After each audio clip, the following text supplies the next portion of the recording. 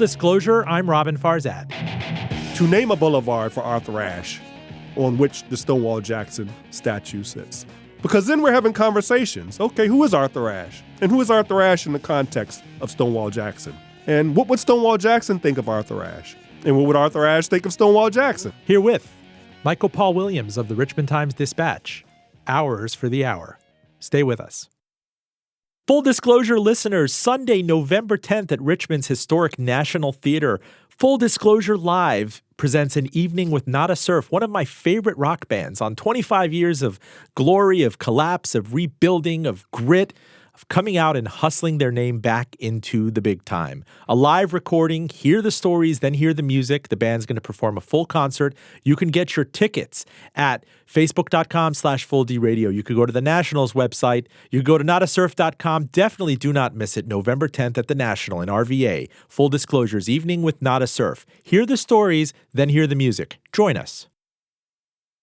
Joining me in studio, veteran Richmond Times-Dispatch columnist Michael Paul Williams. I recently took Michael to my favorite diner amid the inebriation of a delicious breakfast. He agreed to appear on Full Disclosure, so here goes. How are you, sir? I'm fine, Robin. How are you? Well, I don't know how you do it. I don't know how you churn out these columns. What runs twice a week? Twice a week. There's no paucity of headlines here in RVA, across the state of Virginia, nationally. I mean, you got a kind of a prod from a headline in Syracuse this week with reparations isn't just about slavery. In Richmond and other cities, it's also about highways. Are you always on the lookout for, you have to be, kind of definitionally? Yeah, I find my inspiration wherever I can manage to dig it up, and I am a voracious reader of the Washington Post and the New York Times, in addition to my own newspaper, and these are interesting times. And I've found that Richmond is kind of a microcosm of everywhere. I like to say that you can't understand America if you don't understand Richmond and Virginia.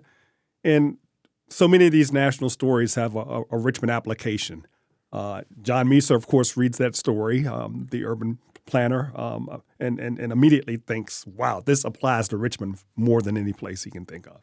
Wow. So I've seen before, it's been written, we talk about Michael Paul Williams, MPW for short, has told us about the importance of differentiating between Richmond and RVA.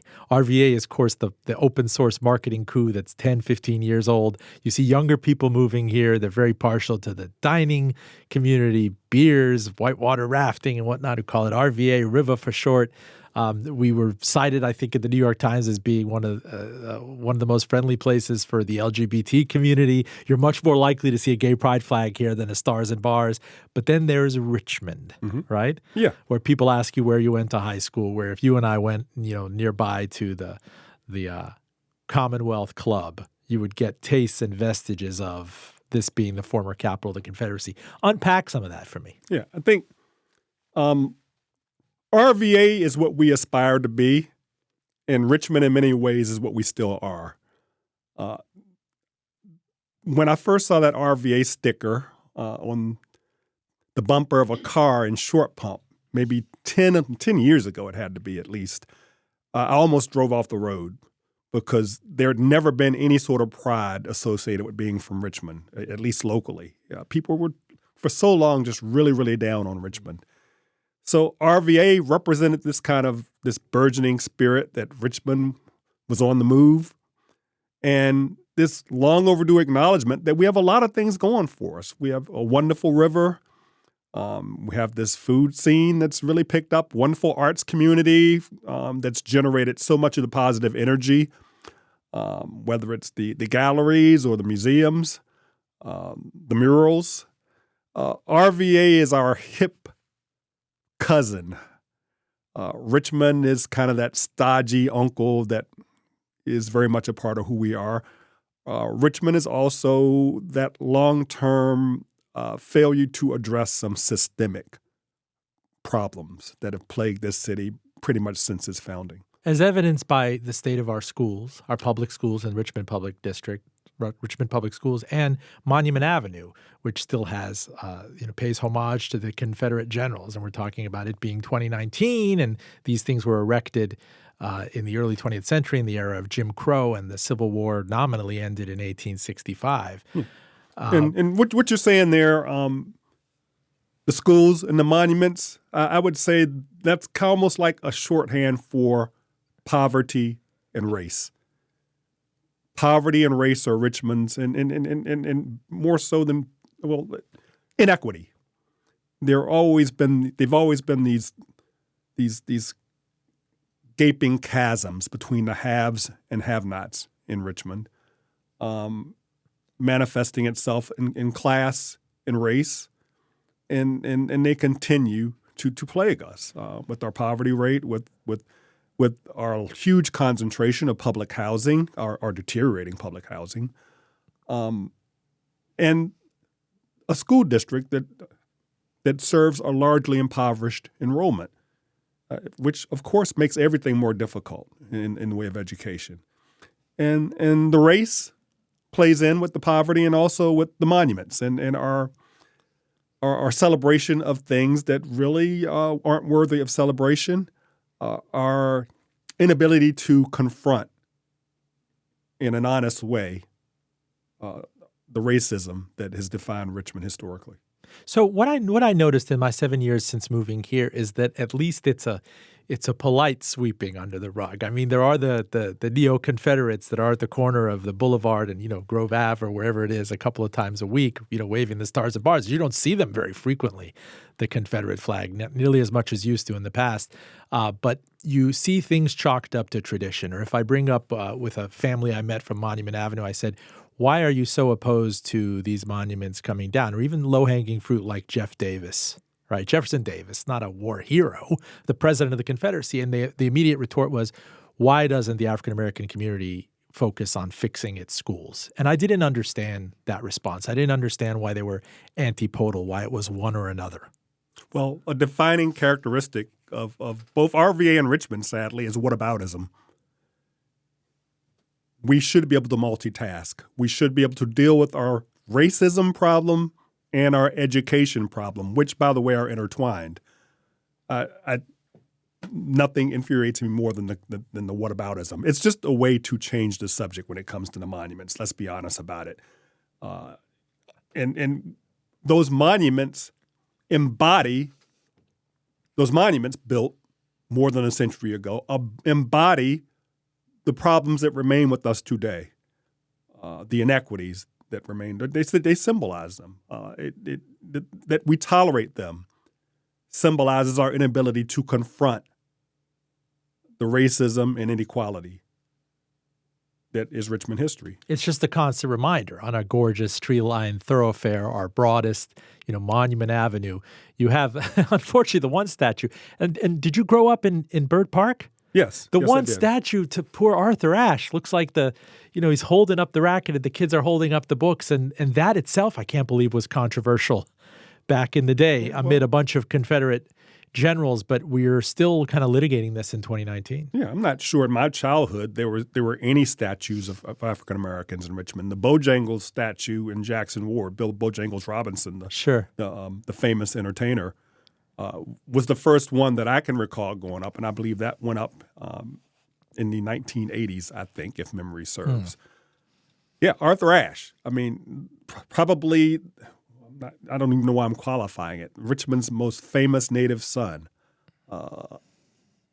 Without equivocation, one of the finest people to come out of the state, out of this country, somehow became controversial, erecting a monument to him at a time when we had monuments to people who fought to maintain slavery and fought against the Union. It doesn't pass any sort of test of logic.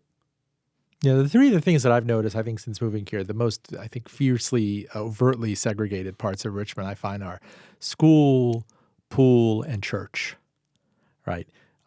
Sunday mornings, everybody said that that's the most segregated hour or 2 hours in the country, but people are very particular about their schools and the private schools. The number of people that are willing to send their kids, say, to very elite private schools who live in the city are willing to pay $25,000, $26,000 a year, which I said to people when I first got here, like K through 12, I don't think I paid $25,000 a year for college.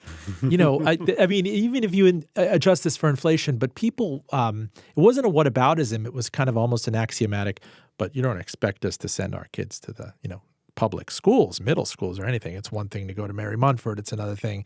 So just this, and it's not, it wouldn't fall under the traditional massive resistance thing. It's just kind of understood that you don't send your kids to public school here. Well, I attended parochial schools through 8th grade. And it was an interesting experience. And there are things that I took away from that I would call positive. But attending a public high school, Henrico County Public High School, was also educational. I think who we attend school with is as much a part of our education as our curriculum. And having attended marginally integrated schools, where, of course, I was a small racial minority, for virtually my entire K through 12 experience was an education on how the larger world functioned. The larger world was no shock. I made the decision to go to an African-American, historically black college because I felt like I needed that experience coming out of that K through 12 experience. So it's all part, going to school with people of different classes, incomes, different nationalities. It's all part of the learning experience. And if we don't have that, I think we come out short. May I ask you what it was after going to the HBCU to Northwestern for your journalism degree? What kind of leap of faith it took, or you felt you had the head of steam and the confidence to just show up? You were a Virginian, but you show up at the tundra of Evanston. Yeah, it was intimidating for maybe a minute. Now, graduate school is a different kind of animal. Sure. You're there to focus on a specific avenue of study. I remember sitting in that lab pounding out news stories with a bunch of students who attended schools far larger than Virginia Union University, Ivy League schools, large public universities, and wondering for a second if I belonged, and pretty quickly finding out that I more than belonged. I remember being pulled aside very early on by one of the instructors in the program, and who said, he admired my work and that I was doing a good job, and that in many ways he felt like I was ahead of my classmates from some of these prestigious institutions. So I felt like then and there, well, Virginia Union has prepared me to be in this place. So that was reassuring. And I thought of this, actually, you've talked and commented about your experience at a historically black college. Jamel Hill had a much talked about story in the October issue of The Atlantic. It's time for black athletes to leave white colleges. They attract money and attention to the predominantly white universities that showcase them, while HBCUs struggle. What would happen if they collectively decided to go to black schools?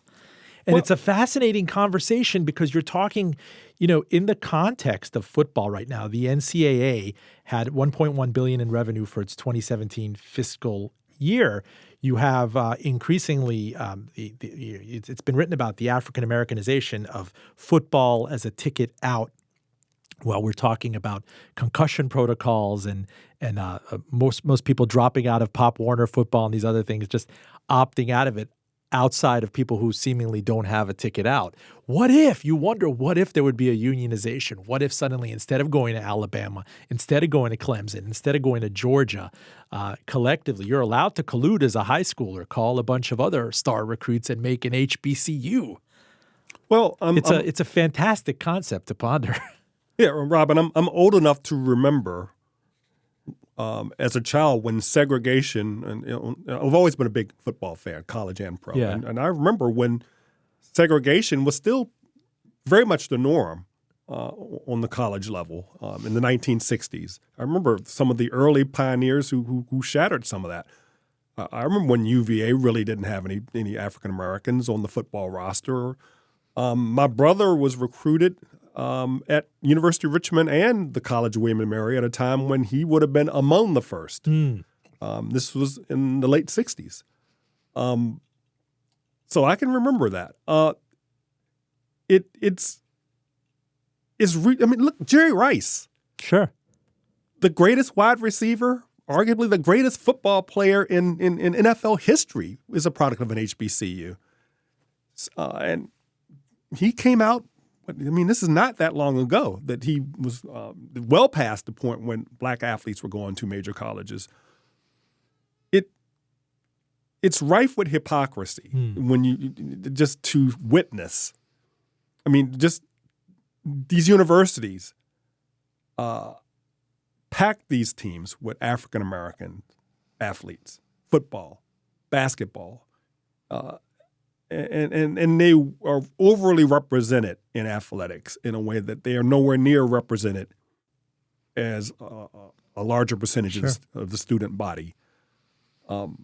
At the same time, we continue to have this national debate about affirmative action and these movements to deny African American students entry into some of these colleges.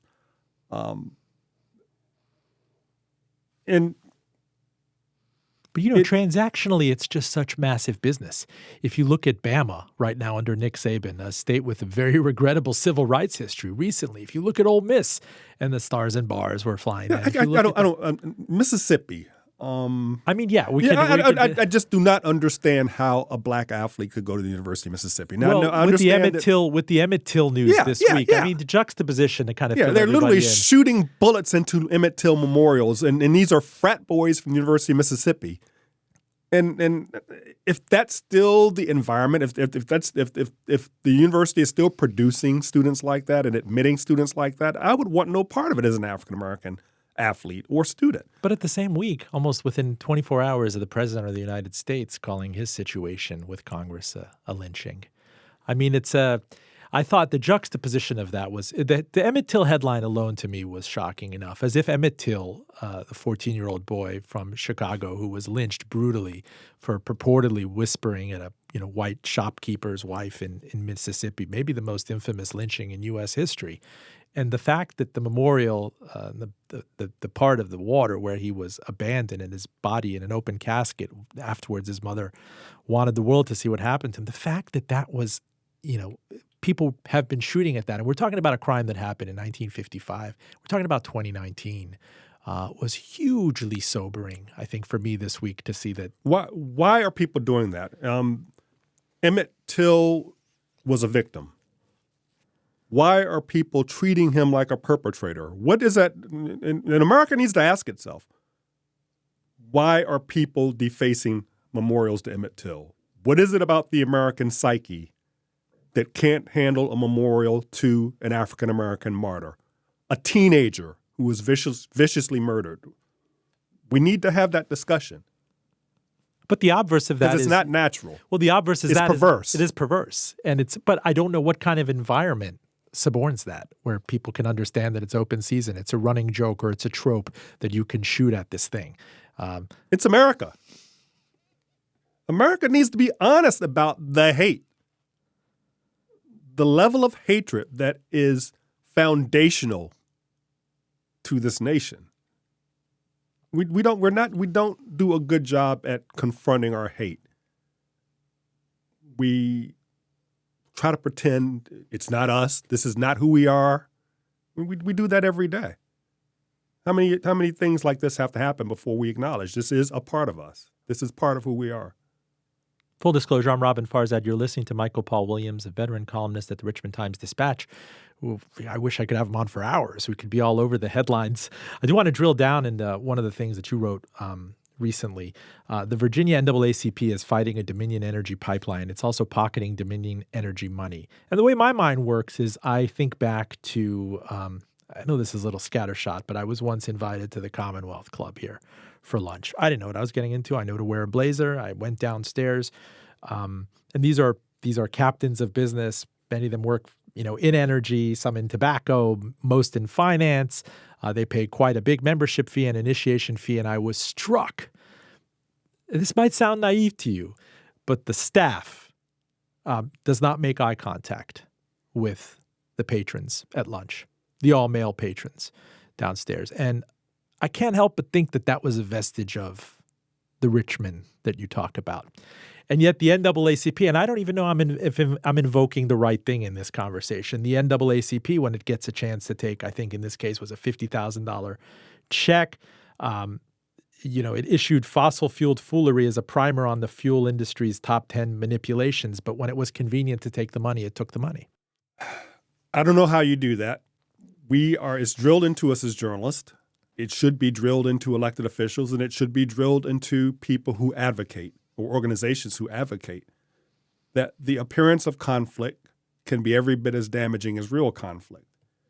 And I simply do not understand how this does not have the appearance of conflict.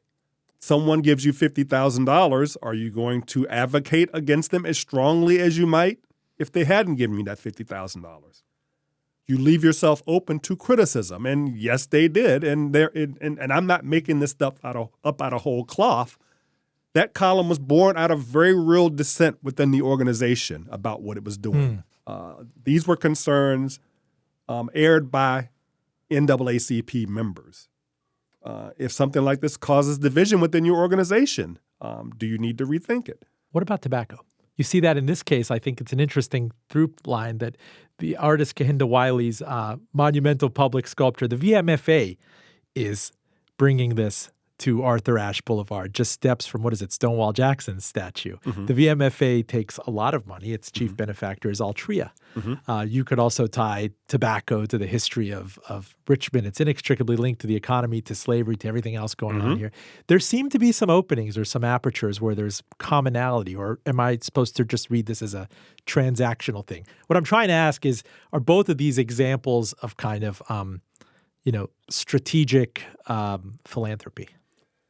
Tactical philanthropy. Yeah. I mean, and I've been reading stories about how organizations or corporations are doing this sort of thing to enhance their standing and their perceptions by the wider community.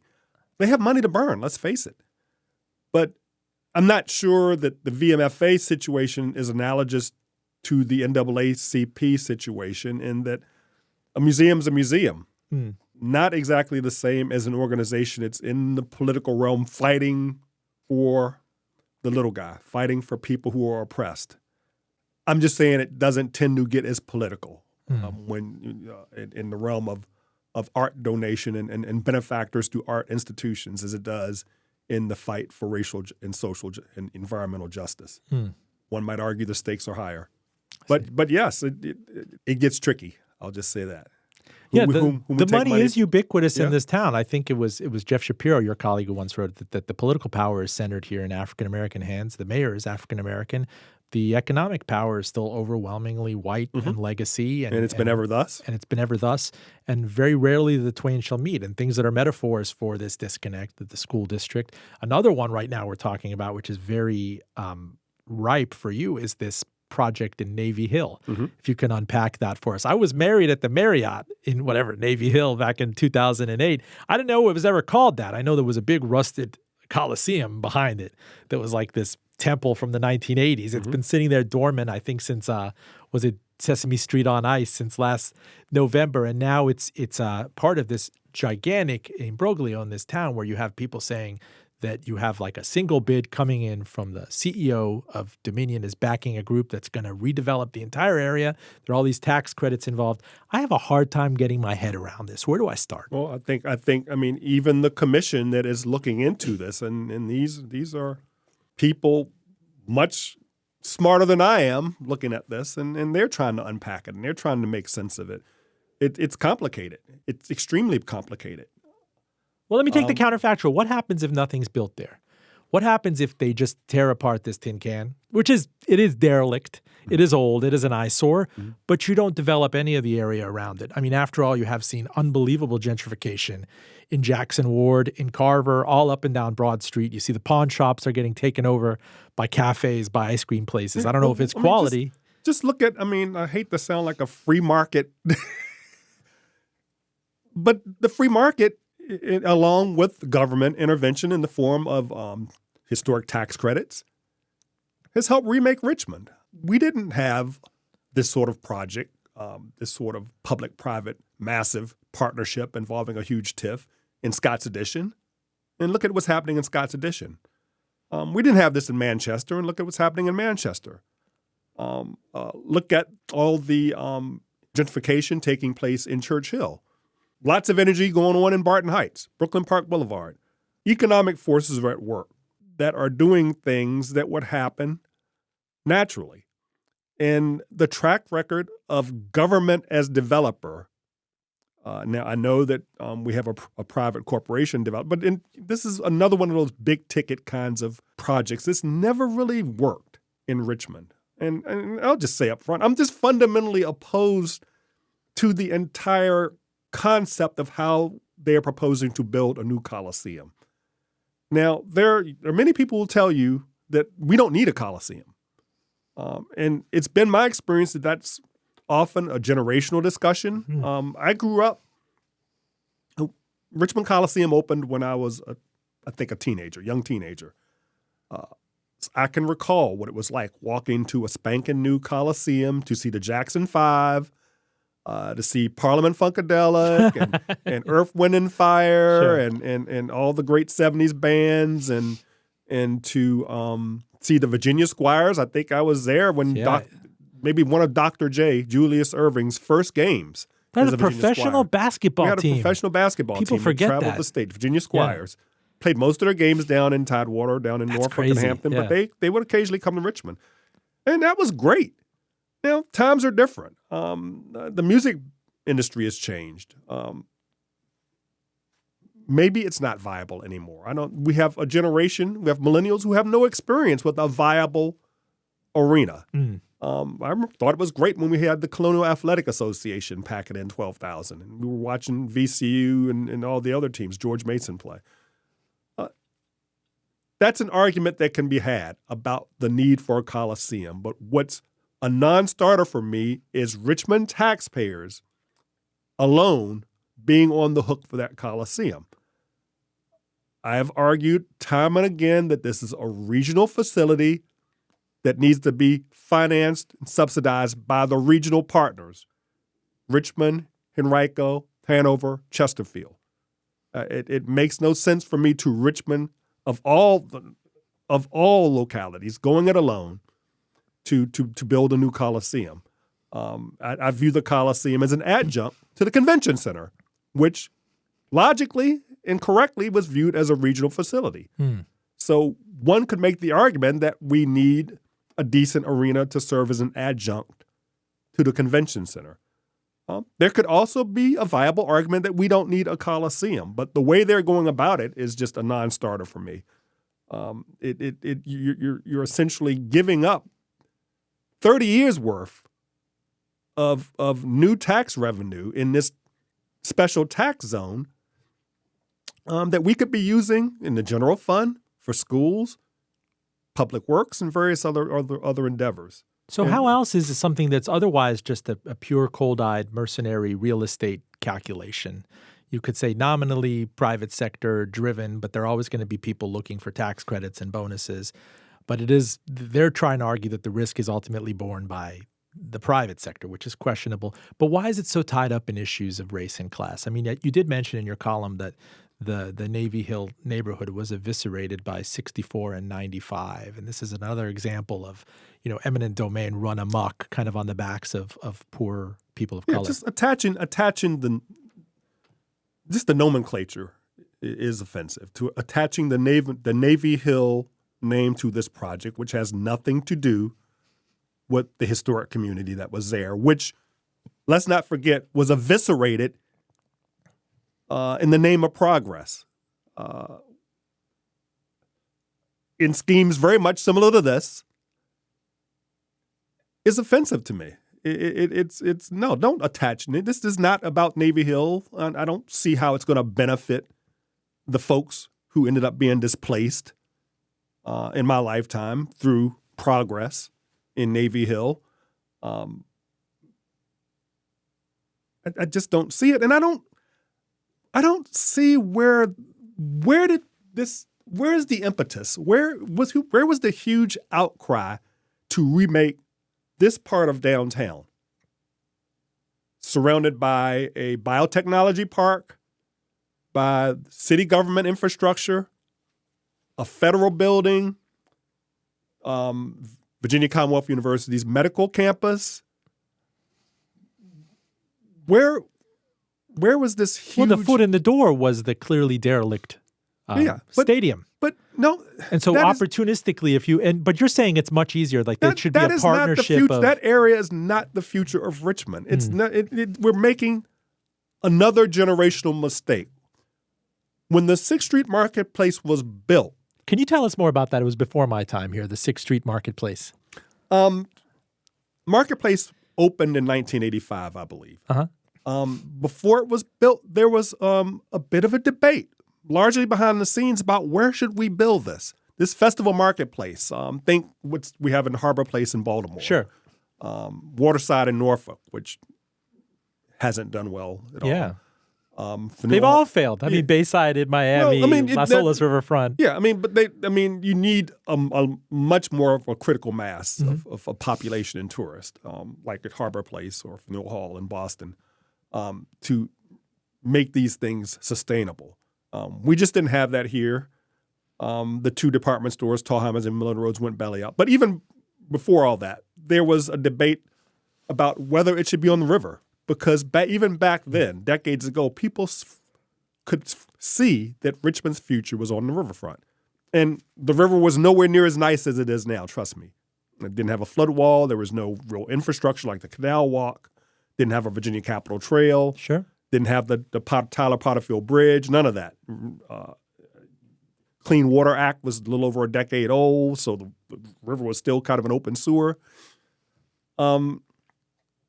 But people could see that Richmond's future was on the river. And the city planners in the city planning document have said that. They've made downtown, they've made Manchester, south of the river, part of downtown, out of the sense that the James River is our center. We should be doing everything we can to develop that, and we have a wonderful riverfront plan. But here we are talking about pouring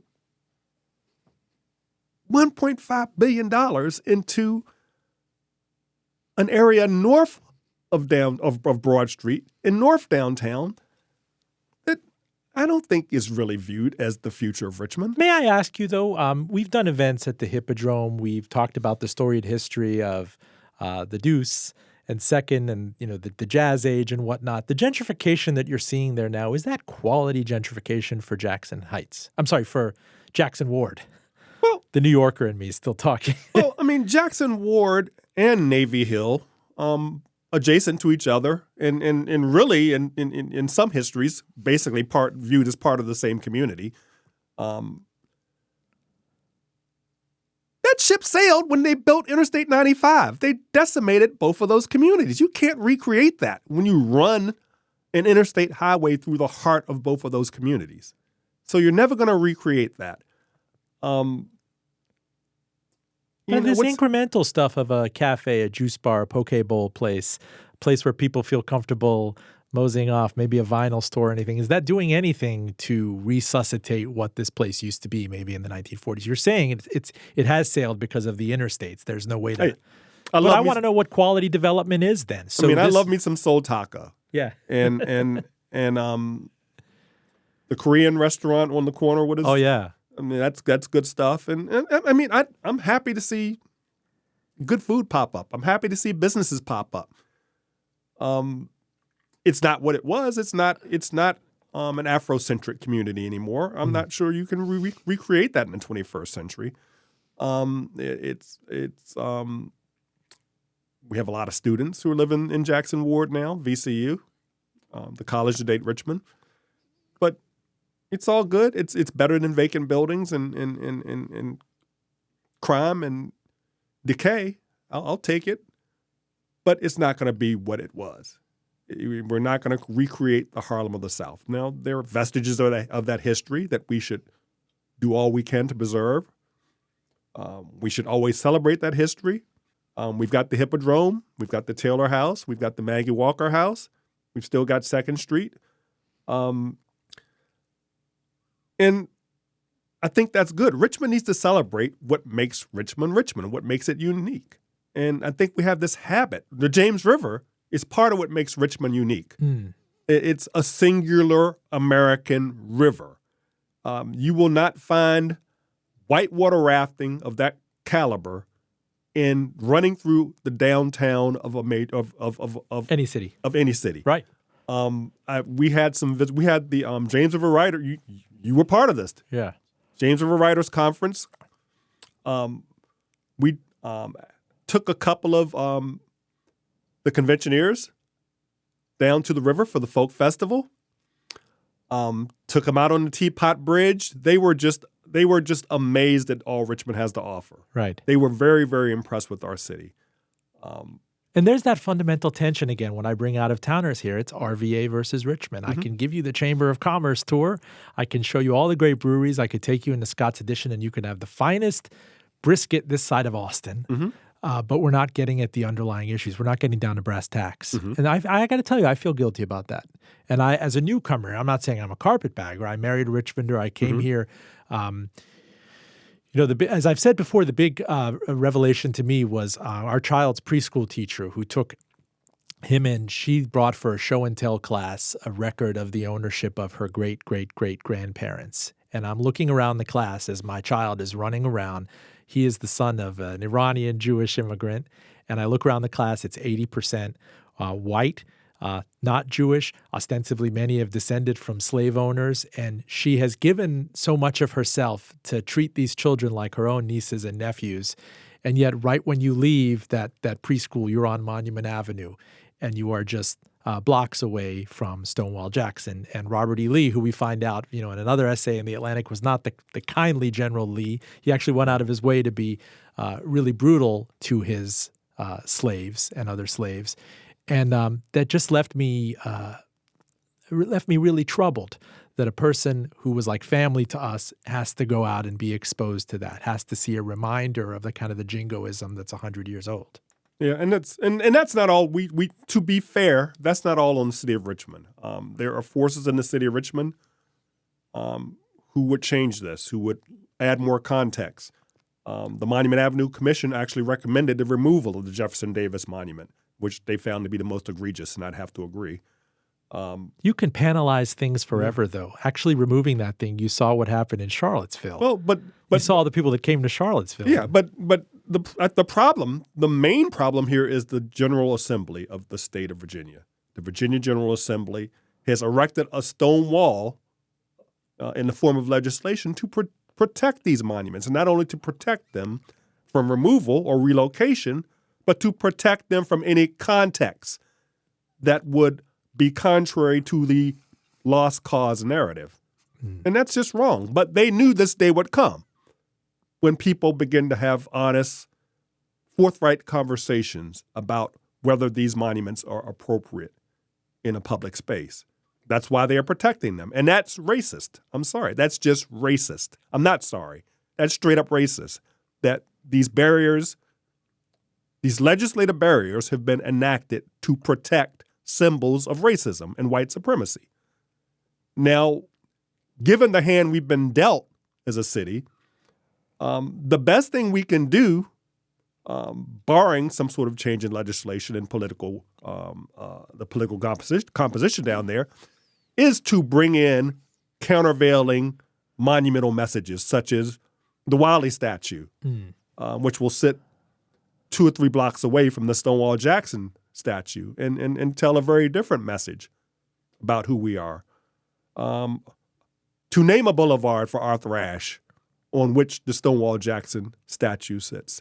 Because then we're having conversations. Okay, who is Arthur Ashe? And who is Arthur Ashe in the context of Stonewall Jackson? And what would Stonewall Jackson think of Arthur Ashe? And what would Arthur Ashe think of Stonewall Jackson? I've pondered this very same question. If we had a conversation. And the brother on the horse. Yeah. And the brother on the horse with the dreadlocks and the hoodie and the ripped jeans. What would he think of all this? What does he think of all this? This powerful looking black man on this horse. And what does that say about, what does it say?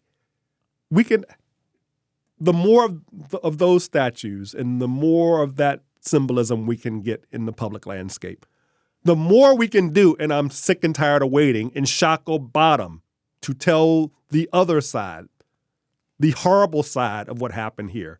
Not the glory that's represented on Monument Avenue among the losers, not the victors, but the people who were oppressed, who were subjugated, who were bought and sold.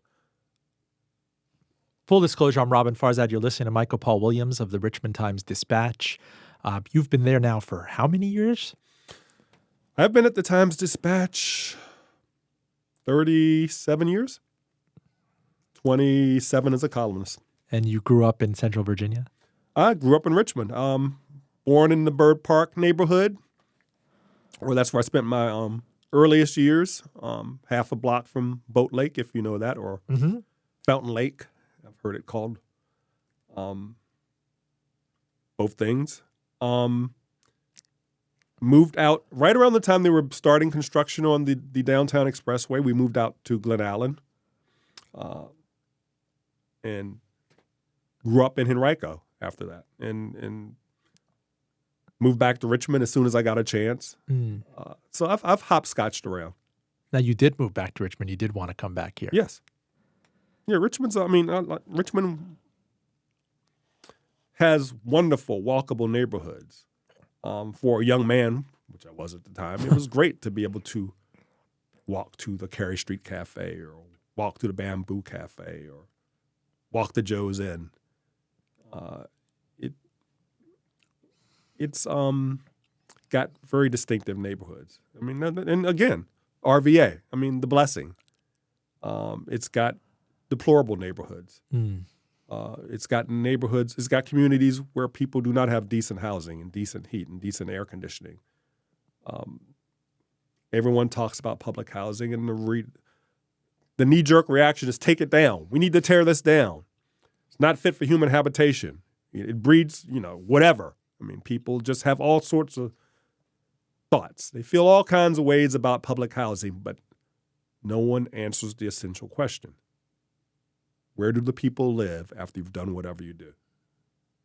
I want to ask you about the General Assembly. You flicked at it just a few minutes ago, and the election is not far away. November's right around the corner.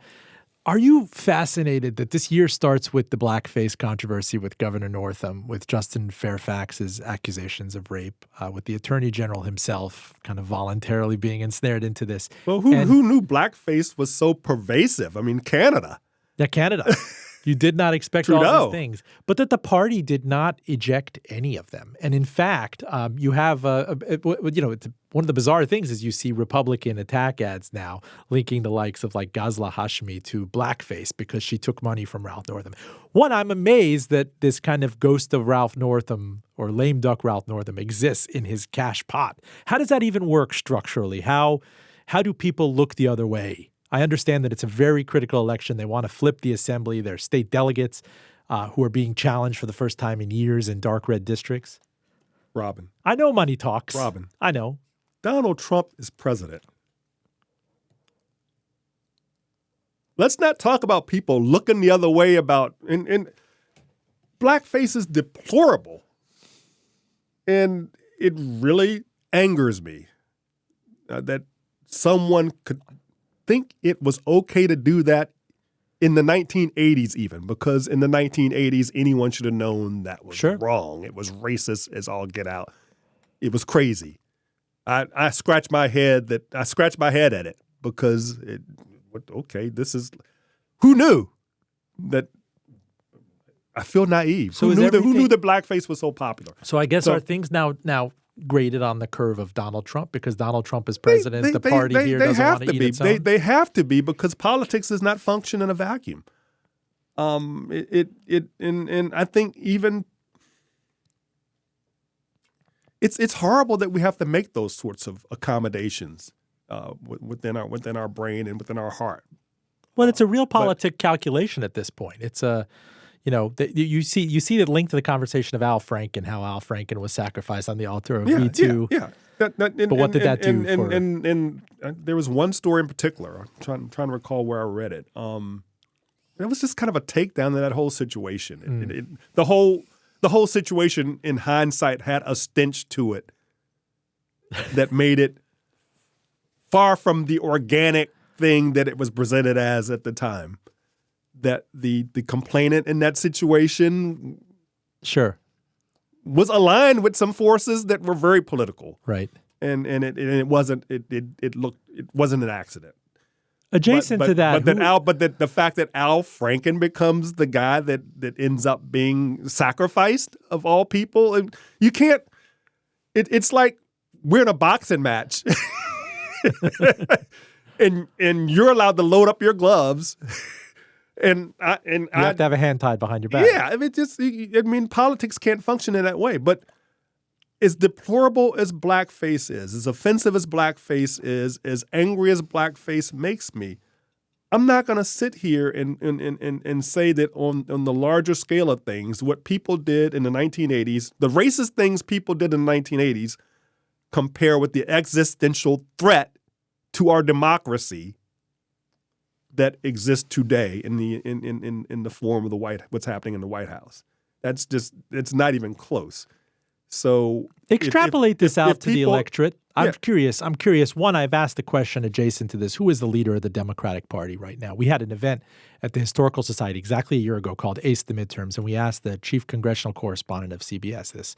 We're this far into a Trump presidency, and the Democratic Party seems leaderless, and it seems to still be the case. Nobody has coalesced around a candidate. You see splintered polling even among African-American voters. People have suggested that the polling is flawed. If you talk to older people with landlines, they seem to be okay with Joe Biden. Younger people don't have a taste for him. Where's this all headed? Good question. The Democratic Party bench seems deep but very shallow. They just don't. You see the stories, you see the headlines. They don't have someone that they think can win. I think I saw that headline in the Washington Post that there were doubts about whether they could win. Think about that in the current environment with the president, where polls show that the majority, slender majority, but a majority of folks think are in favor of impeachment. And the Democrats don't think they can win. What is it? Do you think about the Electoral College as much as I do? I mean, they say a person bought things. Donald Trump was a master at using leverage and being an arbitrageur of bankruptcy law and gaming the system back in his day. But he ran the table on the Electoral College, and you've seen the ratios of like this corridor of voters that came out for him. That effectively you had something like a tyranny of the minority.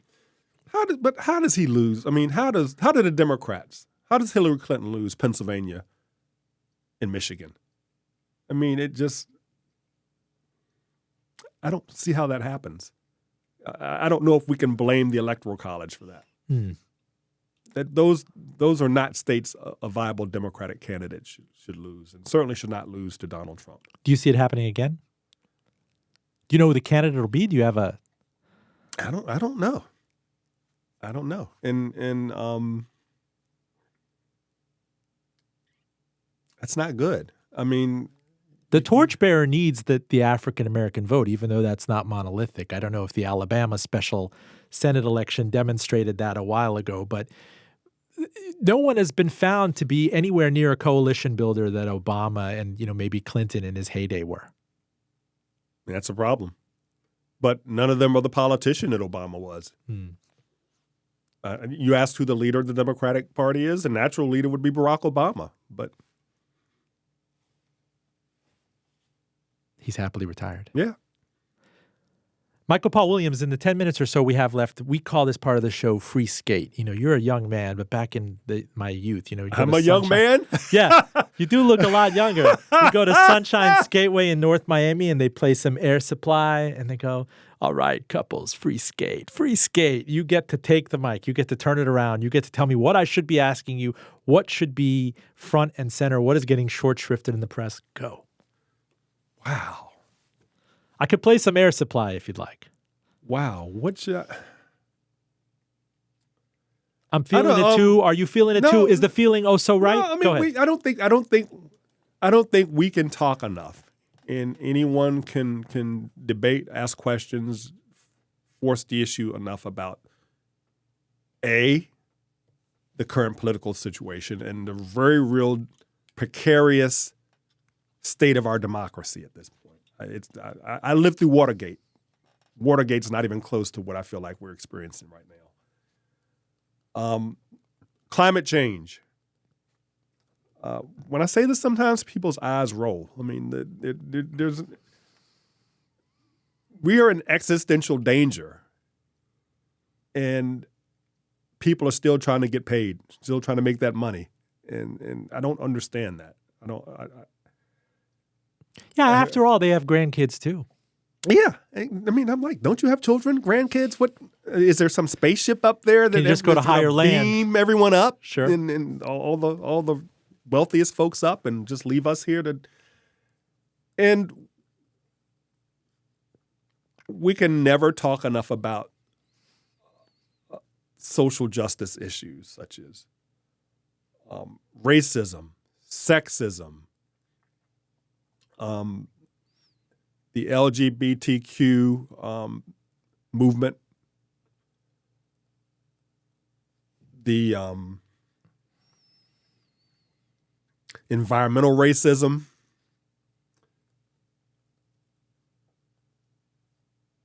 We need to talk about, we like to celebrate, we like to have these contrived celebrations. The bicentennial of the nation. 400 years of this, what did you make representative government and the enslaved, the first Africans arriving the muted here. 1619, or the New York Times seemed to reach, the mantle for that. Is that something that frustratingly you wish the Richmond Times-Dispatch had done? Well, who has the resources to do that except a place like the New York Times? That's a wonderful thing. But that's the glorious example of what we should be doing more often. There should be much more, and you saw the pushback to that. There should be much more discussion about what this nation is, who we are, what we stand for. We're hearing debates about that in our foreign policy. What just happened in Syria? Who are we? I think this should be a time of great questioning in America. Do we believe the hype? Do we believe those glorious words? Those words are glorious in our founding documents. Or is it a big con? Is it a big con game? I mean, what do we believe? And are we willing to act on it? Are we willing to make it real? Why is it so often left to the historically oppressed, the nation's African-American citizens, to hold America to its promise to make that real? When are we all going to strive to make that real? Do we believe it? I don't want to see all these flags flying if you don't believe it. And frankly, I'm skeptical at this point. You got to show me, because I'm not entirely sure that we believe it, or that a majority of us believe it. Wow.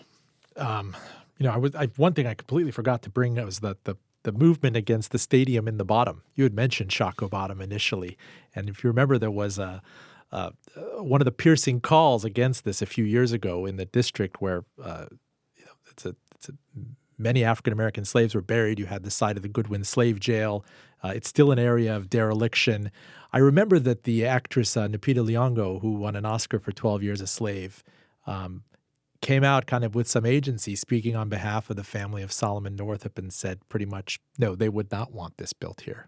Of course not. And that pretty much shut down the conversation. You see that there was a foment. City Hall had arranged with other people and private sector people, and that killed it. And I wonder if that was a perverse moment of unity. I don't know if you're seeing anything like that happen nationally now. You certainly don't hear the calls for coalition building like you used to back in the day. So divided. I mean, how do you build coalitions? We're just such a nation divided right now. But, you're talking about elections. You've got whoever wins will be the candidate who can find that common cause.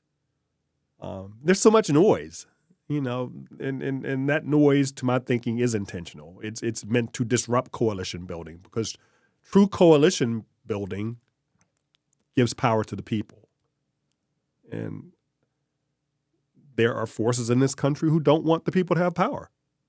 I mean, that's just the reality of it. And one of the things I notice is even if you do see a groundswell, even if, say, Elizabeth Warren pulls off a coup or Bernie Sanders pulls off a coup, you do have that specter of the midterm election coming in. And then you saw what happened to Obama in 2010 and bringing in a group to kind of it's kind of inefficient if it's this tug of war, this back and forth, and it's all about kneecapping and hampering the other side, then it's all tactical. But what are we fighting? What are the fights over? Again, who are we? I mean, I used to hear a lot of noise about fiscal conservatism till I didn't. I used to hear a lot of noise about the Constitution till I didn't. What's real? What do people really believe in? And how do we engage that in our politics? I don't even know. I mean, what would be okay, say, if Elizabeth Warren won and there was like this big turnover in the House in 2022 as a result, what would be the impetus for that? I don't even know anymore. What are the fights over? I mean, everyone professes to want health care, right? Then what are we fighting over? I don't even know what the fights are about anymore on the real. I mean, there's just so much noise. Leave us with a hopeful thought, if you will. All right. I like hope. Tell me. You would think that with these polling numbers that there would be an opening for a national unity type candidate, a conciliatory person. And maybe it's just the storybook me, Civics 101, 7th grade saying that. The country's in a bad mood. Who was more conciliatory than Barack Obama?